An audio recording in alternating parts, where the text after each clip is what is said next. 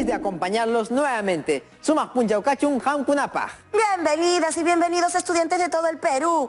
Empezamos nuestro programa Aprendo en Casa. Este programa es auspiciado por el Ministerio de Educación. Si un familiar desea acompañarte, está cordialmente invitada o invitado. Antes de empezar, vamos a movernos y alistar nuestro cuerpo. Es hora de activarte. Vamos con Cefas. Adelante con el video.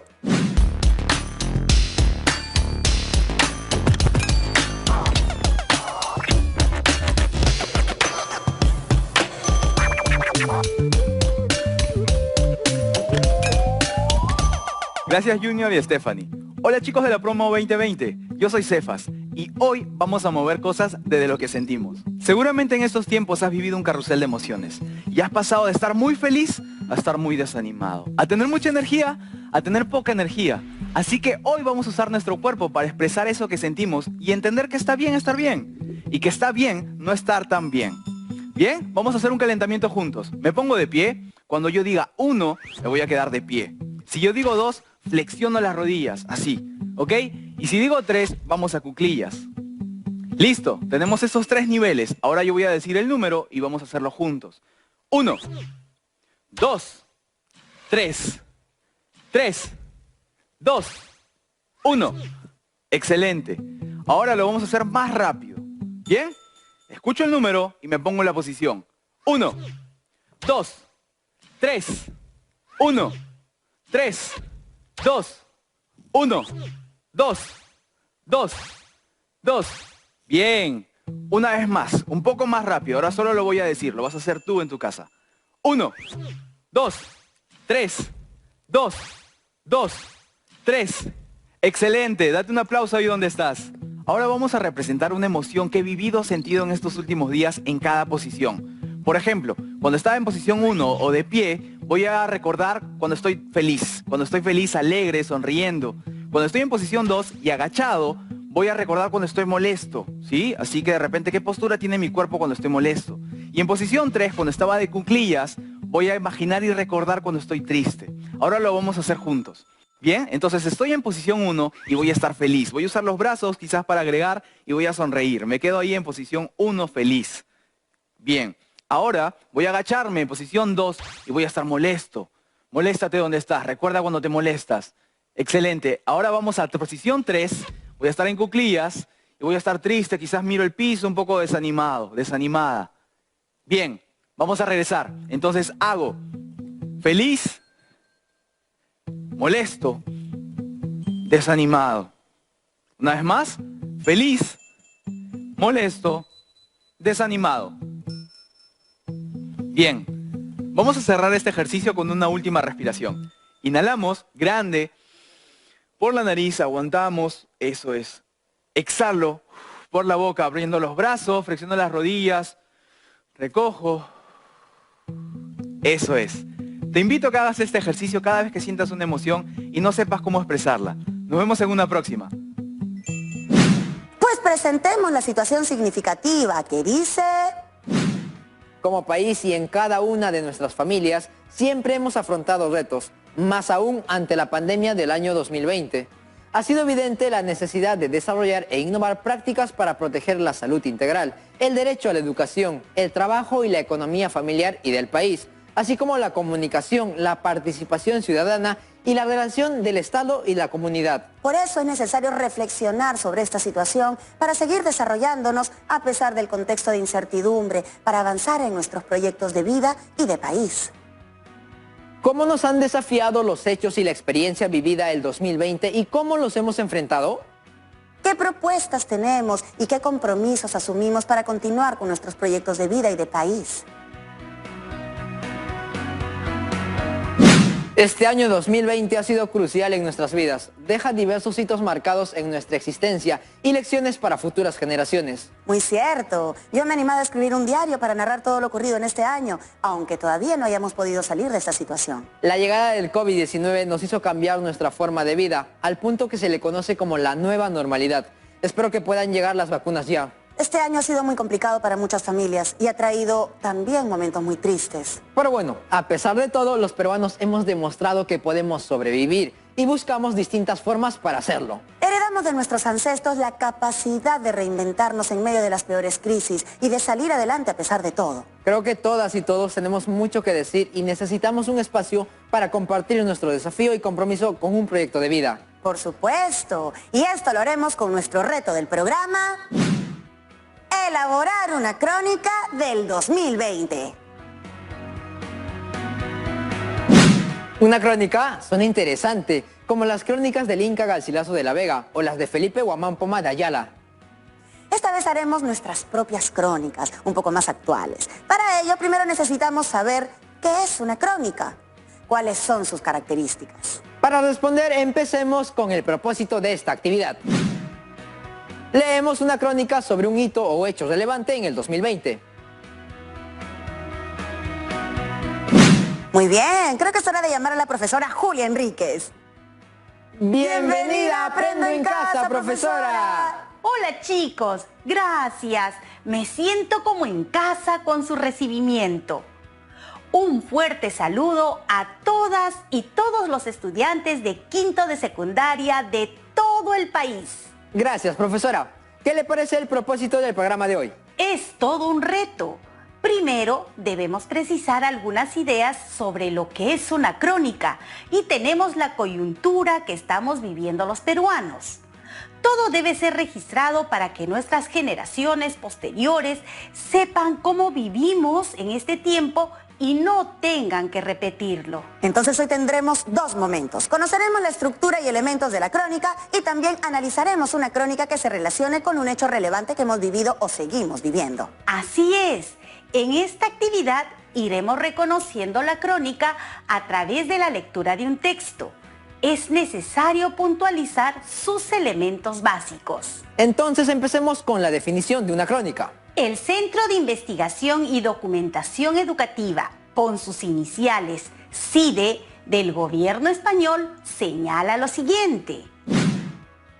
Una crónica es la exposición objetiva de un acontecimiento a la que él o la periodista añade una valoración subjetiva, recreando para el lector desde un punto de vista personal la atmósfera en que se produjo el suceso.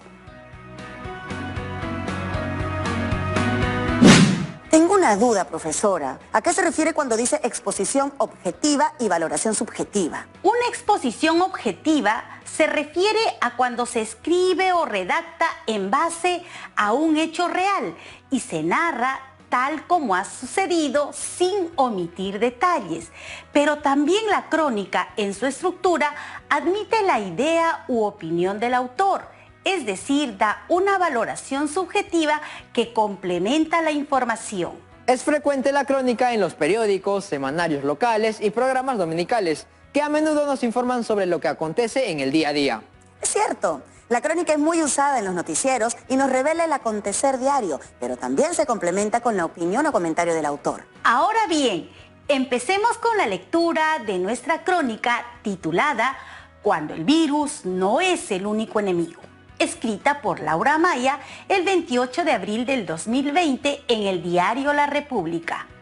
Fijémonos bien en cómo se redacta y qué nos presenta en su primer párrafo. La pandemia del COVID-19 ha precipitado al país a una situación sin precedentes. Por eso es natural que haya despertado una serie de temores en los ciudadanos, que hasta hace un par de meses no imaginaban ni en el sueño más extraño que estarían viviendo una pandemia que les cambiaría la vida a algunos más que a otros.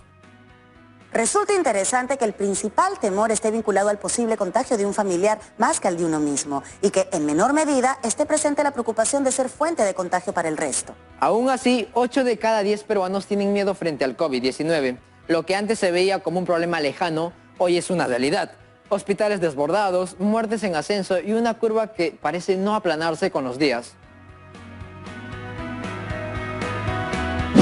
En este primer párrafo, ¿qué nos quiere transmitir la autora? Hace una presentación del tema, señalando la preocupación y el temor que ha despertado el COVID-19 que nos sigue afectando de una manera variada. La preocupación más latente es la del contagio y el porcentaje en aumento, pero también la situación crítica de los hospitales, el número de víctimas y la curva de contagios que no llega a aplanarse. En esta primera parte está la introducción al tema.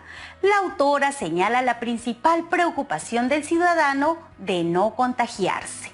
Y es una descripción objetiva basada en encuestas y testimonios reales. Ella cierra el párrafo describiendo la cruda realidad de la salud pública, pacientes con COVID, víctimas y contagiados, cifras que lamentablemente no se detienen. Puedo deducir que en esta parte estamos viendo una característica esencial de la crónica, que viene a ser la descripción objetiva de los hechos, aunque no se emite una opinión que también es el complemento de la crónica. Hay una mirada objetiva para decir que el temor sigue siendo el principal aliado del coronavirus y que 8 de cada 10 peruanos afrontan el miedo y la desesperanza de manera diversa. Otra característica es la actualidad. Al momento que se vivía eso, las sensaciones se plasmaban en un texto. Vemos una línea evolutiva en lo que se va describiendo, sin alejarse de la realidad que se vive. Sigamos con la lectura del segundo párrafo. Pero hay un enemigo que es ligeramente más temido que el propio virus. 51% afirma tenerle más miedo al hambre que al coronavirus. No sorprende que las personas que más preocupadas están por su economía sean del interior del país, ubicadas en los niveles socioeconómicos D y E, trabajadores independientes y, curiosamente, gente que está disconforme con la gestión del actual presidente. ¿Qué aspectos identificamos en este segundo párrafo en relación al contenido y la intención de la autora? En este segundo párrafo vemos con claridad el tema a desarrollar. Y aquí se presenta al enemigo, el hambre. Más temido incluso que el mismo COVID-19. Más de la mitad de la población, el 51%, le teme al hambre. Incluso describe a esas personas con una economía vulnerable porque dependen del trabajo del día a día, pertenecen a un nivel económico independiente, cuyas situaciones precarias hacen difícil que puedan sobrevivir en plena pandemia. Es importante resaltar el impacto negativo de la pandemia en la economía del país. También cómo las personas le temen a esa incertidumbre e inestabilidad y son víctimas de dos agentes destructores, virus y pobreza. El autor se enmarca en informar, no hace comentarios específicos, nos ofrece imágenes de la cruda realidad. Es una crónica de sucesos, es coherente con el desarrollo del tema y se evidencia la continuidad temática. Se puede decir que también es arbitraria e independiente. No manifiesta interés por apoyar a ninguna entidad o estar a favor de algún pensamiento. Es libre. Acertada observación, Junior. Eso se llama libertad narrativa. Bueno, sigamos con el último párrafo de nuestra crónica. ¿Lo leemos? Hay un importante sector de la población al que le gustaría poder quedarse en su casa. Pero ese es un lujo que no pueden darse quienes viven del día a día, pues si no trabajan, no comen. Es probable que todos vivamos la pandemia con algún nivel de ansiedad por la posibilidad de enfermarnos o de que se contagien nuestros seres queridos. Pero hay quienes no solo temen por sus vidas, sino porque en el corto plazo la falta de dinero les gane la partida antes que un virus al que, por ahora, es preferible desafiar de cerca. En este párrafo, ¿cuál es el propósito de la autora? ¿Cómo cierra la crónica?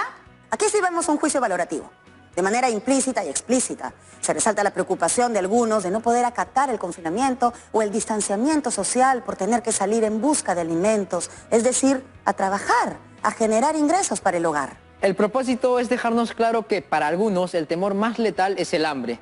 Los plazos son cortos y existe un camino largo por recorrer con esta pandemia. La crónica nos deja clara la situación de la pandemia en el país y sobre todo con la población más vulnerable. También nos ha permitido identificar elementos y características de la crónica. Ahora presentaremos un organizador a fin de señalar la estructura y los aspectos más relevantes de una crónica. Su definición es exposición objetiva de un acontecimiento a la que la autora o autor añade una valoración subjetiva. Dentro de la estructura encontramos el titular, el párrafo de introducción, cuerpo o desarrollo y la conclusión o cierre. Sus características son Señala un tema de actualidad o actualiza el tema. Narra un suceso. Complementa con una opinión. Posee libertad narrativa. Los tipos de crónica son, por intención, puede ser informativa, interpretativa y de opinión, etc. Por contenido, puede ser deportiva, taurina, sucesos, judicial, entre otros. Por autor, puede ser corresponsal, enviado especial, colaborador, experto, etc.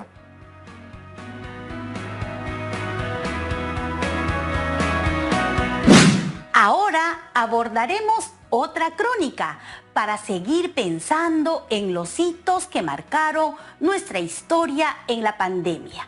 Leeremos la crónica Pedalear contra la pandemia, escrita en el diario El Comercio por Juan Pablo León. Resaltemos los hechos relevantes del texto y hagamos comentarios. El Perú es el 9º país del mundo en declarar la bicicleta como un medio de transporte para frenar el contagio. El primer paso, un prototipo peruano a bajo costo. Las ciclovías de Lima, que se pensaba construir en los próximos 5 años, ahora se harán en los siguientes 3 meses. Una pandemia lo obliga. La bicicleta en el mundo se ha convertido en un medio de transporte eficaz para evitar contagios e impedir la propagación del COVID-19, un virus que llegó al Perú en avión, viajó en combi e hizo transbordo en el tren eléctrico, esparciéndose por cada esquina. El coronavirus no viaja en bicicleta. Es un medio de transporte personal que permite cumplir el distanciamiento social y que solo tiene 2 puntos de contacto físico, en el manubrio, a diferencia del interior de un bus, donde hay más de 30 superficies de contacto. Puertas, pasamanos, asientos, respaldares, monedas, billetes, barandas y otros pasajeros. Históricamente, la bicicleta es el vehículo que mejor se ha adaptado a las crisis, afirma la Bicired Perú, una de las organizaciones ciclistas más importantes del país. La historia le da la razón. Decenas de personas escaparon en una bicicleta del tsunami de Japón de 2011. Permitió reunir a familias separadas tras el terremoto de México del 2018, que destruyó la ciudad. Ahora nos viene a proteger de un virus invisible. Es interesante la propuesta de usar la bicicleta como medio de transporte para frenar el contagio. Es rentable y garantiza la protección contra el COVID-19.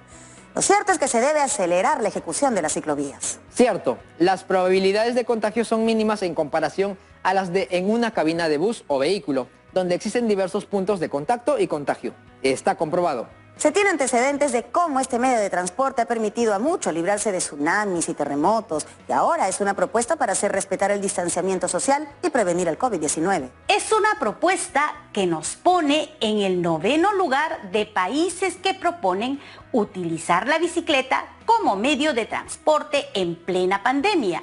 Es muy práctica y rentable y garantiza el cuidado y protección contra el COVID-19. Sigamos leyendo la crónica. Antes de que se declare el estado de emergencia en el Perú, las prioridades del gobierno en el transporte se concentraban principalmente en desenredar las 504 rutas de las combis de Lima, un laberinto que nos ha convertido en la 3ª ciudad con más tráfico vehicular del mundo. A inicios de marzo, nadie imaginaba lo que hoy nos ha tocado vivir. Al otro lado del mundo, en China, las muertes por COVID-19 superaban las 6.000. El 13 de marzo, un laboratorio en Beijing descubría que el virus puede flotar dentro de una cabina de bus por media hora y contagiar a pasajeros en un radio de 4 metros, es decir, a una decena de personas en un solo recorrido. Lo primero que hizo China fue promover la bicicleta para tramos cortos a fin de evitar aglomeraciones. Días después, Italia les pidió a sus ciudadanos comenzar a pedalear para no contagiarse. En Australia se disparó la venta de bicicletas. Bélgica y Alemania comenzaron a instalar carriles exclusivos para ciclistas. Bogotá, Argentina y México hicieron lo mismo. Al Perú se le acababa el tiempo para tomar decisiones sobre el transporte, a pocos días del reinicio de actividades post-cuarentena. El 75% de capitalinos viaja en el transporte público y solo el 9% en auto propio, según el Observatorio Lima Cómo Vamos. Somos en la práctica como una gran combi llena. Sin embargo, el gobierno peruano ha ordenado reducir a la mitad el aforo de todas las unidades por temor al COVID-19. Es decir, un bus para 70 pasajeros no podrá salir de su paradero con más de 35. Con la mitad de la capacidad de los buses no se podrá cubrir la demanda de todos los pasajeros, pero a su vez, aumentar la flota de unidades para compensar esa demanda es imposible. Las vías de Lima no soportan un solo bus más. No cabe duda de que esta pandemia nos ha hecho frenar y girar con todo lo que se venía planificando para este año 2020, con un tráfico vehicular caótico. Ahora nos preparamos para un nuevo tránsito a partir de los descubrimientos de cómo el virus puede flotar por 30 minutos y puede contagiar a docenas de personas en un radio de 4 metros. Por eso países como China, Italia, Austria, Bélgica, Alemania, Argentina y México construyeron ciclovías e implementaron un nuevo tránsito para evitar las aglomeraciones y el contagio permanente. ¿Cómo aplicar esto a nuestra realidad, donde el 75% de la población usa el transporte público? El Estado decreta reducir el aforo de los vehículos, generando demanda de más transporte, ya que la ciudad no soporta un vehículo más. Esta propuesta es una salida al contagio y la prevención, pero implementarla genera problemas frente al tráfico congestionado. Sigamos con la lectura.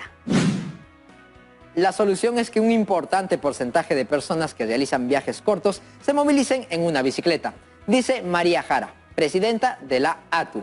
Se ha registrado que hay un 30% de los viajes diarios de menos de 7 kilómetros. Estos actualmente son atendidos por combis, colectivos, buses o mototaxis. Son tramos cortos. Esos son los viajes que se pueden hacer en 2 ruedas sin problemas, dice Jara. Al ser Lima una ciudad plana y sin climas extremos, como lluvias intensas o nieve, Lima puede convertirse en una ciudad potencialmente ciclista, dice Javier Flores, parte del equipo de movilidad sostenible de ATU. El proyecto del gobierno de pedalear contra la pandemia tiene 2 partes. La primera consiste en instalar una red de 301 kilómetros de ciclovías temporales de emergencia, que posteriormente serán reemplazadas por estructuras fijas. Esto es casi el doble de las que hay en Lima. Se integrarán las ciclovías ya existentes, que actualmente están hechas de forma desarticulada y sin un plan integral. En Lima hay más de 70 ciclovías en 14 distritos que no te llevan a ninguna parte. Es como un rompecabezas sin armar. Frente al tráfico congestionado, el especialista recomienda usar la bicicleta para recorridos cortos. El clima y relieve de la ciudad favorecen su uso. El proyecto se consolidará al construir la red de 301 kilómetros de ciclovías temporales de emergencia. Hay ciclovías con la oportunidad de integrarse. Este proyecto en progreso servirá para prevenir el contagio y reducir el nivel de contaminación. Sigamos leyendo lo último de esta crónica. Las imágenes de este proyecto muestran cómo crecerá el mapa de carriles ciclistas fuera de los distritos céntricos y cómo van ingresando a las localidades periféricas. Como una telaraña que crece en diámetro. Irán cubriendo distritos que nunca han tenido ciclovías, como San Juan de Miraflores, Villa María del Triunfo, Villa El Salvador, San Juan del Lurigancho, Comas e Independencia. La segunda parte del plan será desarrollar un prototipo peruano de bicicleta de bajo costo, pero que tenga las mínimas condiciones de seguridad para circular por la ciudad. Un modelo equivalente al Volkswagen Escarabajo en Alemania de los años 30, pero de 2 ruedas y que no suba de 350 soles. Una inversión que podría recuperarse en 2 meses al ahorrar en transporte público convencional. La fabricación estará en manos de un gremio de ensambladores peruanos que serán favorecidos por esa iniciativa empresarial de cara a la reactivación económica post-pandemia. Un ejemplar que sea seguro, económico y a la vez que nos represente, dice María Jara. Estas redes cicloviales permitirán unir a los distritos de Lima. Además, resulta económico adquirir una bicicleta. Esta propuesta traerá grandes beneficios a nuestra capital. Se requiere de adoptar una nueva cultura vial que nos ayude a salir de esta pandemia. Es una crónica interesante. Ha demostrado antecedentes y situaciones reales de la ciudad, pero sobre todo una propuesta que va a detener el contagio, prevenir esta propagación en medio de la aglomeración. Profesora, nos han enviado preguntas varios estudiantes. Aquí alguna de ellas. Hola, soy Claudia y soy de Chiclayo y me gustaría saber qué tipo de crónica es la que se ha leído en esta última parte. La clasificación viene por la intención del autor y es informativa y de opinión. Por su contenido es de tipo social y es exhaustiva porque brinda suficiente información para darnos a conocer la situación real. Hola, un saludo desde Cajamarca y felicitaciones por el programa. Mi consulta es ¿cómo yo puedo escribir o redactar mi crónica? Primero, pensar en nuestro tema a escribir que sobre nuestras vivencias durante la pandemia. Luego debemos tener en cuenta la estructura y el tipo de crónica a redactar. También ser coherentes en nuestra redacción, darle sentido a cada oración y frase. Finalmente, tener en cuenta los criterios de revisión para la presentación final de la crónica. El siguiente programa veremos el tema de la planificación. Profesora, ¿y en qué medida lo vivido en nuestro país nos ayudará a ser mejores? Esa es una pregunta de opinión. Creo que lo vivido hasta ahora debe registrarse como una oportunidad de aprendizaje, reflexión y de proyección a futuro. Somos un país democrático, con ciudadanos responsables, y estoy segura de que hay un despertar en estas generaciones. No dejemos que se duerman las esperanzas. De acuerdo con lo vivido, deberíamos hacer un giro en nuestra historia. Es muy importante que como ciudadanos asumamos el reto de cambiar por un mañana mejor. Espero que avancemos en esa dirección. No será sencillo, pero tampoco imposible. Vale la pena esforzarse por dar lo mejor al país y vivir en paz y armonía. Las crónicas son importantes para registrar los sucesos ocurridos en un tiempo y espacio. Es como una foto que permitirá a los lectores y ciudadanos conocer la historia. ¿Qué aprendimos hoy? Hoy aprendimos la estructura de una crónica y cómo nos revela los hechos acontecidos en un lenguaje claro. Nos informa y transmite la opinión de su autor. La crónica es importante para mantenernos informados de forma objetiva y cercana a la realidad. Nos muestra lo que ocurre para dar una opinión acertada o coherente. Así las generaciones futuras conocerán nuestro pasado. También vimos cómo redactar una crónica, que será el tema principal del siguiente programa. Conocimos también la estructura. ¿Para qué nos sirve lo aprendido? Nos ayuda a construir una opinión o comentario acertado sobre un hecho ocurrido y a compartirlo con nuestra familia para conocer sus puntos de vista. Una crónica es un buen recurso para las conversaciones. Nos sirve para evaluar lo que se hizo y lo que pasó. Para dar una explicación a los hechos debemos informarnos con diversas fuentes para sacar nuestras conclusiones. Nos llevamos aprendizajes del contenido y de la forma de una crónica. Es importante tener información fidedigna. ¿Cuál es nuestro compromiso con los aprendizajes? Buscaré en la web portadas de diarios y más crónicas para aprender del estilo y lenguaje en la redacción. No olvidemos que ese es el producto de esta experiencia y debemos pensar sobre qué vamos a escribir. Yo leeré más sobre opiniones de especialistas sobre la salida a esta situación tan difícil. Bueno, fue un placer acompañarlos y compartir estos aprendizajes. Me despido con un fuerte abrazo a todas y todos los estudiantes de quinto de todo el país. ¡Chao! ¡Hasta la próxima, profesora! Bueno, chicas y chicos, cuídense mucho y sigan cumpliendo con las normas para sobrellevar esta pandemia. Si quieren participar del programa, nos pueden escribir a promo2020@minedu.gov.pe.